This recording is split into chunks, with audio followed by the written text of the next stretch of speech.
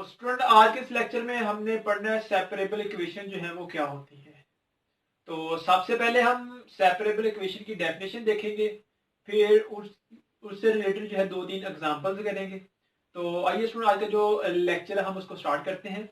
Separable equation तो कहते हैं a differential equation of the type, differential equation of the type f of x into g of x into dx plus f of x into g of y into dy equal to 0, इसको हमने क्या दिया 1, is called separable equation.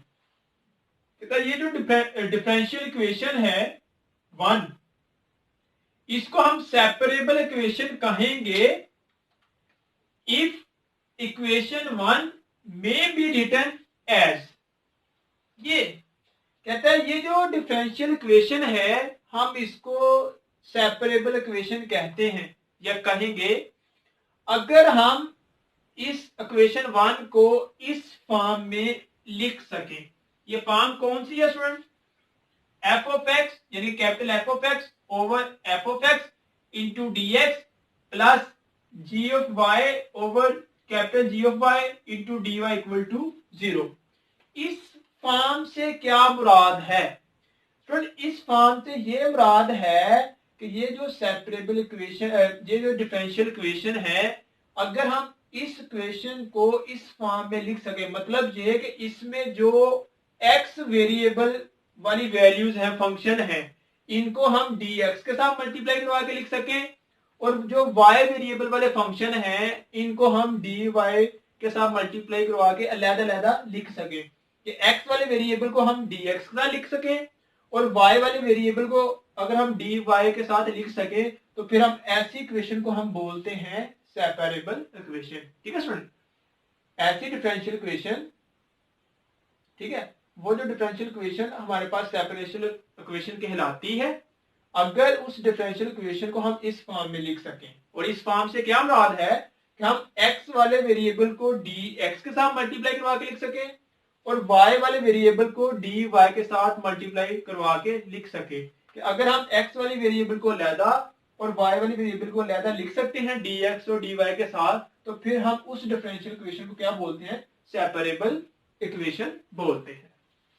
तो आइए सुनो आगे इसकी हम एग्जांपल देखते हैं कि कैसे हमारे पास कोई डिफरेंशियल इक्वेशन हो तो हम उसको सेपरेबल इक्वेशन के मेथड से सॉल्व करते हैं, किस तरह से हम उसका सॉल्यूशन जो है वो फाइंड करते हैं। तो एग्जांपल है हमारे पास, कहता है solve dy over dx equal to x square over y। कहता है इसको आपने सॉल्व करना है। अब ये हमारे पास क्वेश्चन गिवन है dy over dx equal to x square over y, क्योंकि स्टूडेंट हमने इसको सॉल्व करना है सेपरेबल इक्वेशन के मेथड से। तो सेपरेबल इक्वेशन का मेथड में क्या बताता है कि सबसे पहले उस इक्वेशन को सॉल्व करने के लिए हमने x वाले वेरिएबल को dx के साथ लिखना है और जो y वाले वेरिएबल हैं उनको हमने dy के साथ लिखना है बाय डेफिनेशन। तो हम क्या करेंगे, ये y इधर क्या हो रहा है डिवाइड, तो ये इधर या क्या हो जाएगा मल्टीप्लाई, तो हम इसको लिख सकते हैं y dy। फिर ये dx इधर हो रहा है डिवाइड, तो इसको हम इसके साथ मल्टीप्लाई करवा के लिखेंगे तो ये बन जाएगा x स्क्वायर dx। ठीक है, जब स्टूडेंट हमारे पास वेरिएबल सेपरेट हो जाए, x वाले एक साइड पे आ जाए, y वाले एक साइड पे आ जाए, ठीक है, यानी कि x वाले dx के साथ आ जाए और y वाले जो है वो dy के साथ आ जाए, तो उसके बाद आपने अगला स्टेप क्या करना है, बोथ साइड पे उसके ऊपर इंटीग्रेशन जो है वो अप्लाई कर देनी है। तो हम क्या करेंगे, integrating both side we get. तो हम इसके जब भी वेरिएबल सेपरेट हो जाएंगे तो हमने क्या करना है, वहां पे इंटीग्रेशन जो है वो अप्लाई कर देनी है। तो हमने बोथ साइड पे इंटीग्रेशन अप्लाई कर दी है। अब जब हम इंटीग्रेशन करेंगे तो y की इंटीग्रेशन क्या होगी, हमने ये फार्मूला पढ़ा हुआ है स्टूडेंट इंटीग्रेशन करने का कि अगर हमारे पास इस तरह से कोई फंक्शन आ रहा हो x की पावर n dx, तो इंटीग्रेशन में हमने क्या करना होता है, हम उसकी पावर में 1 को ऐड भी करते हैं और फिर उसको हम डिवाइड भी करते हैं। ये हम इंटीग्रेशन करने का फार्मूला हमने पढ़ा हुआ है। तो यहाँ पे देखो y की पावर क्या आ रही है स्टूडेंट, 1 आ रही है। यहाँ पे अगर हम जिसकी पावर कुछ ना हो हमें पता उसकी पावर 1 होती है, तो 1 आ रही है। तो यहाँ पे हम क्या करेंगे, पावर में 1 को ऐड करना है, 1 में 1 ऐड करेंगे ये 2 बन जाएगा और जो पावर बनेगी इसको डिवाइड भी करना, तो 2 को हमने डिवाइड भी कर दिया। सेम इस साइड पे स्टूडेंट पावर 2 आ रही थी, 2 में हमने 1 को ऐड किया तो 3 बन गया, और 3 को हमने डिवाइड भी करवा दिया। जब हम स्टूडेंट इंटीग्रेशन अप्लाई करते हैं साथ में कांस्टेंट भी लिखते हैं, तो हमने क्या किया सी प्लस, जब भी हम इंटीग्रेशन अप्लाई करेंगे साथ में हमने कांस्टेंट लिखना होता है, उस कांस्टेंट को हमने दिया C1 का नेम दे दिया। अब हमने क्या किया है, ये 3 इधर डिवाइड हो रहा था, इधर जाके इसके साथ मल्टीप्लाई हो जाएगा, तो हम इसको इस तरह भी लिख सकते हैं, यानी कि ये तो इस तरह से हमने लिख लिया, और हम इसी इक्वेशन को इससे भी लिख सकते हैं कि 3 को इधर जाके मल्टीप्लाई करवा दिया, ये बन गया 3y²। ये 2 इधर डिवाइड होता है, इसको इधर आके मल्टीप्लाई किया तो ये बन जाएगा 2x³ और ये 2c1। ठीक है, अब ये भी हमारे पास एक कांस्टेंट है 2c1, हमने इसको c के साथ रिप्लेस कर दिया, हमने कह दिया कि 2c1 जो है वो इक्वल टू है c के, तो इसलिए यहाँ पे हमने लगा दिया c, तो ये हमारे पास रिक्वायर्ड सोल्यूशन आ गया जो हमने फाइंड करना था। ठीक है स्टूडेंट, आगे इसकी एक और एग्जांपल देखते हैं। कहता है solve dy/dx equal to 1/x tan y। तो ये हमने क्या नाम है क्वेश्चन लिख लिया जो हमारे पास गिवन था, dy/dx equal to 1/x into tan y। अब सबसे पहले क्वेश्चन को सोल्व करने के लिए हमें क्या करना होता है, वेरिएबल को सेपरेट करना होता है, क्योंकि हम सीख रहे हैं सेपरेबल इक्वेशन के मेथड से हमने कैसे इसको सॉल्व करना है। तो हम यहाँ पे क्या करेंगे, ये हमारे पास tan y इधर डिवाइड हो रहा था, इधर जाके ये dy के साथ क्या हो जाएगा, मल्टीप्लाई हो जाएगा। फिर dx इधर क्या हो रहा है, डिवाइड हो रहा है, इधर जाके ये इसके साथ मल्टीप्लाई होगा, तो ये बन जाएगा 1/x dx। जब हमारे पास वेरिएबल सेपरेट हो जाए कि y वाले को हम dy के साथ लिख लें और x वाले को dx के साथ लिख लें, तो उसके बाद हमने क्या करना होता है, बोथ साइड पे इंटीग्रेशन जो है वो अप्लाई करनी होती है। तो हमने बोथ साइड पे इंटीग्रेशन अप्लाई कर दी। ठीक है, अब स्टूडेंट tan y की जो इंटीग्रेशन होती है वो हमारे पास होती है minus natural log cos y। ठीक है, अब इसकी ये कैसे होती है स्टूडेंट, ये हमने पढ़ा हुआ है, देखो ये मैं आपको बता देता हूं थोड़ा सा कि ये कैसे इसके इक्वल होती है। हम स्टूडेंट देखो tan y को लिख सकते हैं sin y over cos y और dy। अब स्टूडेंट ये cos y ऊपर जाके बन जाएगा इनवर्स, और ये हमारे पास आ जाएगा sin y dy। अब ये जो cos इनवर्स, इसका इंटीग्रेशन हम तभी अप्लाई कर सकते हैं अगर cos का आगे डेरिवेटिव पड़ा हुआ हो। तो cos का डेरिवेटिव क्या होता है, माइनस sin y। तो यहाँ पे माइनस बनाने के लिए हम इसको क्या करेंगे, माइनस का बाहर मल्टीप्लाई भी कर देंगे और अंदर y के साथ भी माइनस को मल्टीप्लाई कर देंगे। अब देखो cos का डेरिवेटिव आगे पड़ा हुआ है माइनस sin y, तो अगर इनवर्स आ रहा हो तो फिर इसकी जो इंटीग्रेशन है वो नेचुरल हो और उस फंक्शन को हम लिख देते हैं। ठीक है, ये इस तरह से हमारे पास जो tan y है उसकी इंटीग्रेशन आती है, यानी कि इक्वल टू होता है minus natural log cos y के प्लस c। जब मैंने बताया जब भी हम इंटीग्रेशन करेंगे साथ में कांस्टेंट लगाते हैं, वो लगा दिया, और 1/x इसकी इंटीग्रेशन हमारे पास होती है नेचुरल लॉग x। अब स्टूडेंट यहाँ पे ये माइनस का था, जब ये इक्वल के इस साइड पे आ गया तो क्या बन गया, प्लस का बन गया। जब ये प्लस का बन गया तो अगेन ये हमारे पास क्या बन गया, लॉग का एक फार्मूला अप्लाई हो रहा है। हमने स्टूडेंट ये पढ़ा हुआ है कि अगर लॉग हो और दो फंक्शन जो है वो मल्टीप्लाई हो रहे हो तो लॉग उनको प्लस में चेंज करता है, log a plus log b। इस तरह प्लस में हो तो उनको मल्टीप्लाई करके हम एक ही log में लिख सकते हैं। तो ये दोनों के साथ log सेपरेट आ रहा था और ये प्लस भी हो रहे हैं दो फंक्शन, फिर हम इसको एक ही log के अंदर लिख सकते थे, natural log into x cos y. ठीक है, यहाँ पे हमने क्या किया, log का फॉर्मूला अप्लाई कर दिया। अब यहाँ पे हमने नेचुरल लॉग को खत्म करना था, तो नेचुरल लॉग को खत्म करने के लिए हमने बोथ साइड पे एक्सपोनेंशियल फंक्शन जो है वो अप्लाई कर दिया। क्यों, क्योंकि हमें पता है कि e की पावर जो नेचुरल लॉग है वो इक्वल टू होता है 1 के। ठीक है, e की पावर नेचुरल लॉग जो है वो इक्वल टू होता है 1 के, इसलिए हमने यहाँ से नेचुरल लॉग को खत्म करना था, बोथ साइड पे e अप्लाई कर दिया। तो ये जो e है वो इस नेचुरल लॉग के साथ खत्म हो जाएगा, तो यहाँ पे आ जाएगा mod of x into cos y और यहाँ पे e की पावर c। फिर हमने कह दिया कि e की पावर c को हमने कह दिया ये इक्वल टू होता है c1 के, अपने से पुट कर दिया कि e की पावर c इक्वल टू है c1 के, तो यहाँ पे हम लिख दिया c1। तो ये हमारे पास इस डिफरेंशियल इक्वेशन का सॉल्यूशन आ गया बाय। आगे स्टूडेंट एक प्रॉब्लम है, solve x sin y dx plus x square plus y into cos y d y equal to 0। तो स्टूडेंट इसको भी हमने सेपरेबल इक्वेशन के मेथड से सॉल्व करना है। तो हम क्या करते हैं, ये वैल्यू इधर प्लस की है, जब हम इसको इक्वल के इस साइड पे लेके आएंगे ये माइनस की हो जाएगी। तो हमने क्या किया, इस वैल्यू को इक्वल के इस साइड पे ले आए, ये हो गया माइनस। फिर अगले स्टेप में हमने क्या किया है, साइन वाई इधर मल्टीप्लाई हो रहा था, इधर आके आ जाएगा डिवाइड, और ये एक्स स्क्वायर प्लस वन इधर मल्टीप्लाई हो रहा था, जाके हो जाएगा डिवाइड हो जाएगा। तो अगेन हमने इसको वैसे का वैसे लिख दिया, ये cos y over sine y equal to होता है कोड वाई के। तो देखो स्टूडेंट ये हमारे पास इक्वेशन जो है सेपरेबल इक्वेशन में कन्वर्ट हो गई है।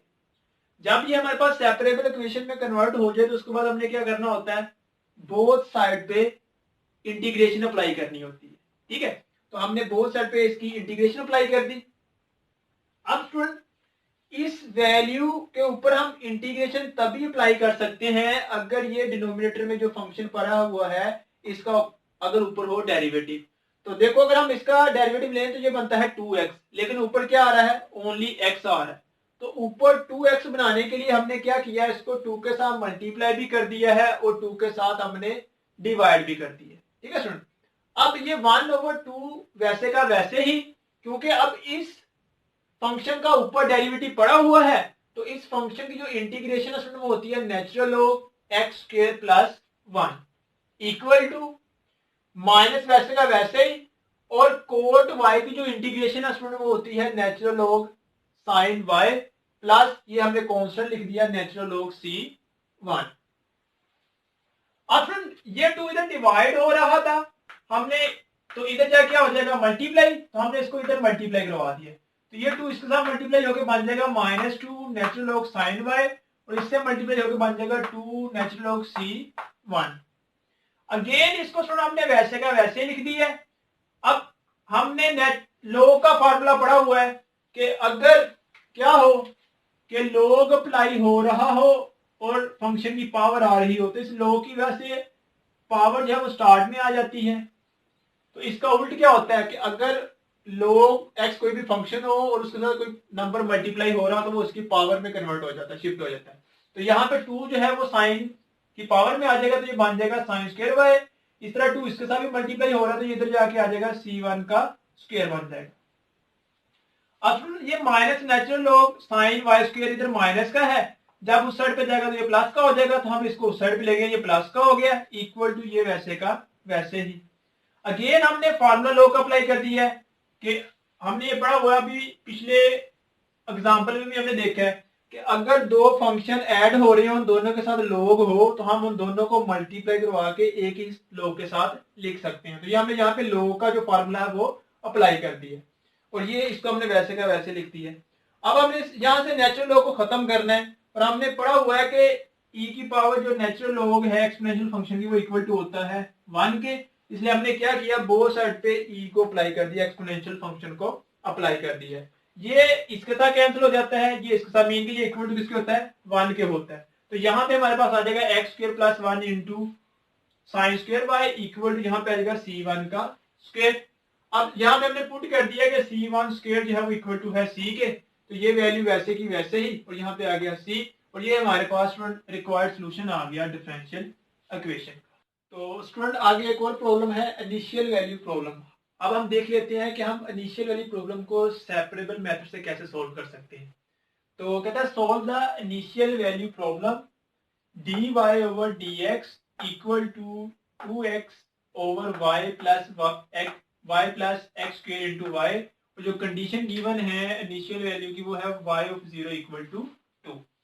तो सबसे पहले हमने गिवन क्वेश्चन को वैसे लिख लिया इक्वेशन को, डिफरेंशियल इक्वेशन को।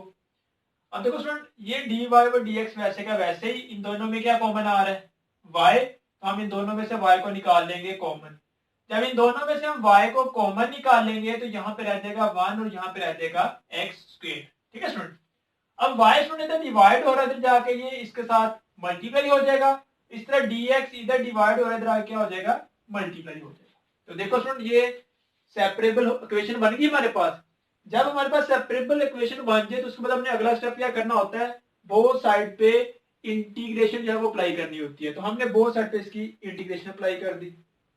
जब आपने इसके ऊपर इंटीग्रेशन अप्लाई की तो यहाँ पे पावर रूल अप्लाई हो गया, तो ये बन जाएगा y2/2 और इसकी इंटीग्रेशन अभी हमने पिछले क्वेश्चन में भी की है, ये इक्वल टू होता है जी natural log 1 plus x square और प्लस नेचुरल लॉग सी, और ये प्लस नेचुरल लॉग सी क्या है, हमारे पास एक कांस्टेंट है, ठीक है, वो हम लगाते हैं जब भी क्या नाम है इंटीग्रेशन करनी हो तो हम कांस्टेंट निकाल लगाते हैं साथ में।